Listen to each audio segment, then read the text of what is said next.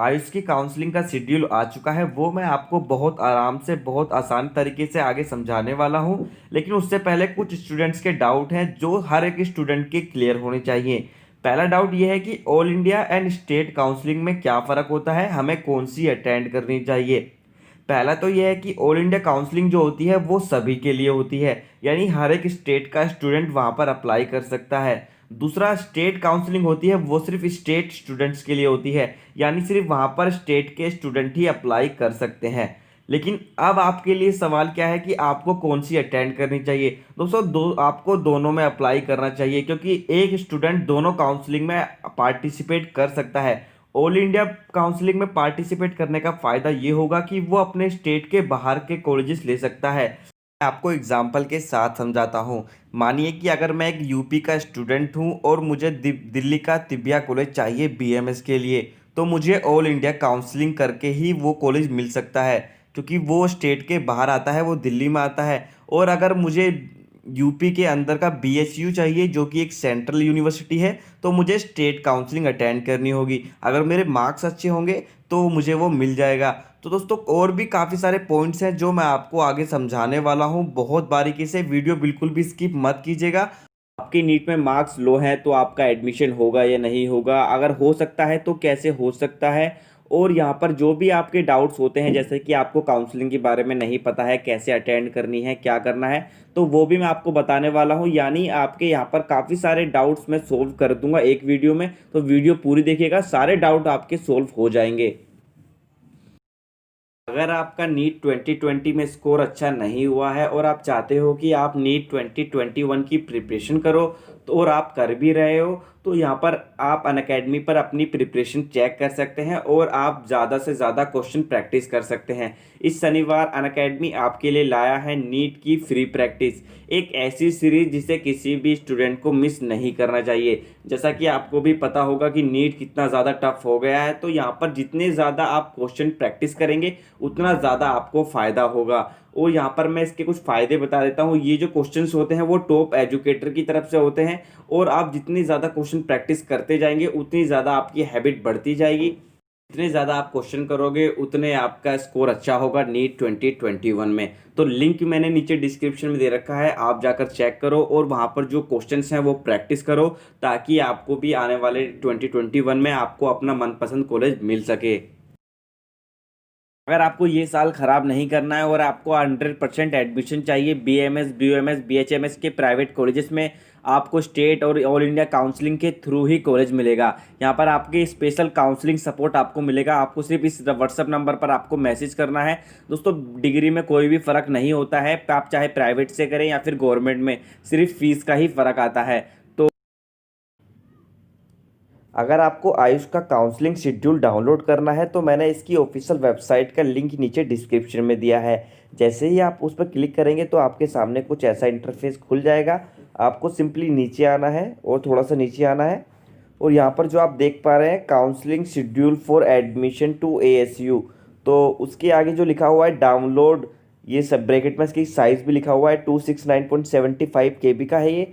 जैसे ही आप इस पर क्लिक करेंगे ये डाउनलोड हो जाएगा। मैंने ऑलरेडी डाउनलोड कर रखा है, तो मैं आपको सीधा वहाँ पर लेकर चलता हूँ। जब आप इसे डाउनलोड कर लेंगे तो आपके सामने कुछ ऐसा इंटरफेस खुल जाएगा। मैं तो ये कहूँगा कि हर एक स्टूडेंट को ये डाउनलोड करना चाहिए ताकि वो अपडेट रहे। तो यहाँ पर इस जो पूरा ये जो पीडीएफ है इसमें कुछ बातें हैं जो मैं आपको समझा देता हूँ। पहला तो ये है कि दोस्तों आप यहाँ पर पहले टाइमिंग देख लीजिए, मतलब किस किस दिन क्या क्या होने वाला है। जो फर्स्ट राउंड की काउंसलिंग होगी वो होगी 26 तारीख को। आप यहाँ पर देख सकते हैं 26 तारीख को यहाँ पर काउंसलिंग होगी, और 4 दिसंबर तक ये चलेगी। और जो स्टेट वाली होगी वो 5 दिसंबर से लेकर 14 दिसंबर तक चलेगी। लास्ट डेट ऑफ ज्वाइनिंग है 12 दिसंबर।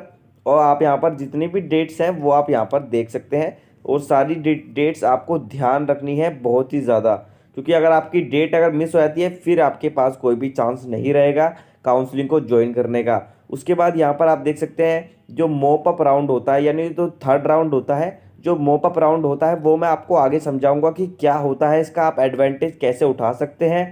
तो उसका जो वो है वो 13 जनवरी। तो ये तो सारी डेट्स हो गई। अब मैं आपको समझाता हूँ कि काउंसलिंग दो प्रकार की होती है। पहली होती है ऑल इंडिया की, दूसरी होती है स्टेट लेवल पर। अब ऑल इंडिया काउंसलिंग में कोई भी स्टूडेंट अप्लाई कर सकता है, लेकिन यहाँ पर लिखा हुआ सेंट्रल काउंसलिंग और ऑल इंडिया काउंसलिंग एक ही बात है।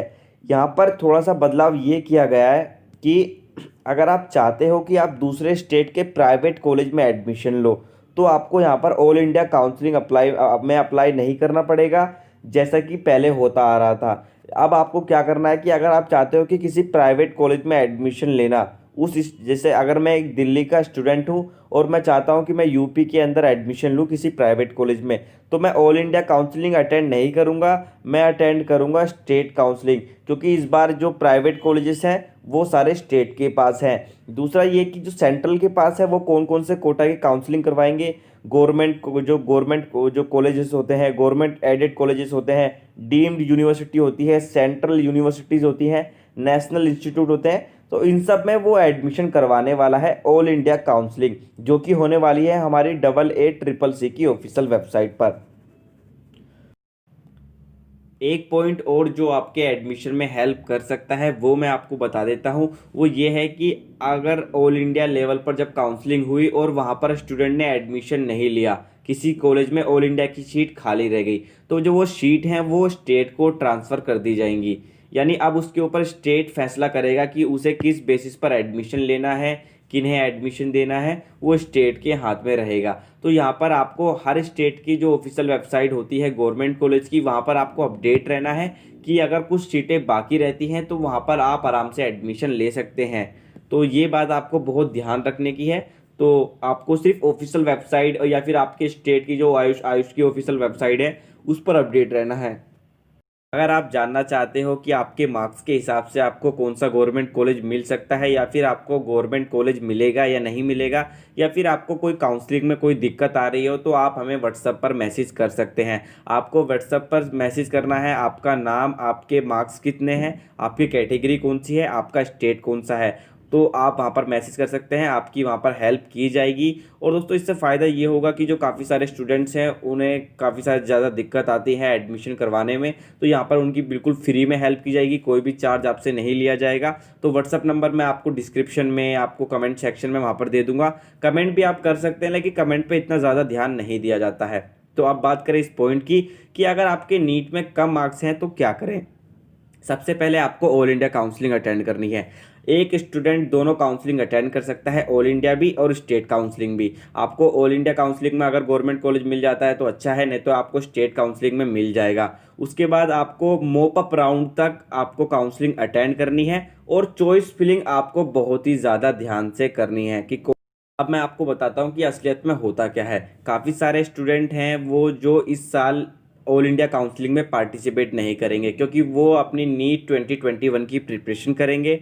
और यहाँ पर कुछ स्टूडेंट हैं जो अपने स्टेट को छोड़कर नहीं जाना चाहते किसी और स्टेट में, तो यहाँ पर सीटें काफ़ी ज़्यादा खाली रहती हैं, किसी को पता नहीं होता। सब ये सोचते हैं कि मेरे मार्क्स कम हैं तो यहाँ पर मेरा एडमिशन नहीं होगा। लेकिन दोस्तों आपको बिल्कुल भी ऐसा नहीं करना है। आपको ऑल इंडिया और स्टेट दोनों काउंसलिंग में आपको पार्टिसिपेट करना है, और जब तक करना है जब तक आपका जो मोप अप राउंड है वो नहीं आ जाता। मोप अप राउंड में क्या होता है, जो सीटें खाली रह जाती हैं वहाँ पर उन बच्चों को फिल कर दिया जाता है जिनके मार्क्स कम होते हैं, या फिर जो बच्चे फिर काउंसलिंग करते हैं।